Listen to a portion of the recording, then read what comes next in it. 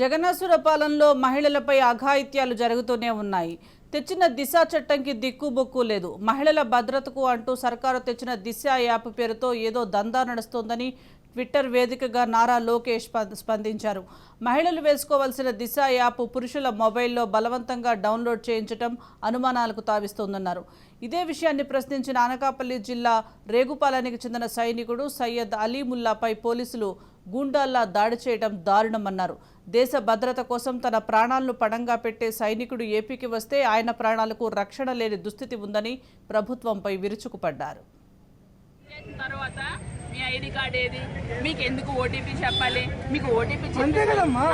OTP మీరు ఏమనుకుంటున్నారు? OTP గురించి అంత దిశ యాప్ డౌన్లోడ్ చేయించాం. మీకు యాప్ గురించి మనం దిశ యాప్ డౌన్లోడ్ చేసి ఓటీపీ అడిగాం తప్ప. ఇగోండి ఐడి కార్డ్ అడిగాం. డౌన్లోడ్ చేసి ఐడి చూపించండమ్మా అన్నారు. ఐడి ఎందుకు ఇస్తుంది గవర్నమెంట్?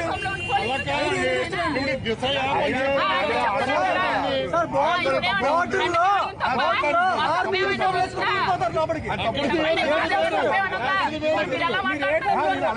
మా థింకింగ్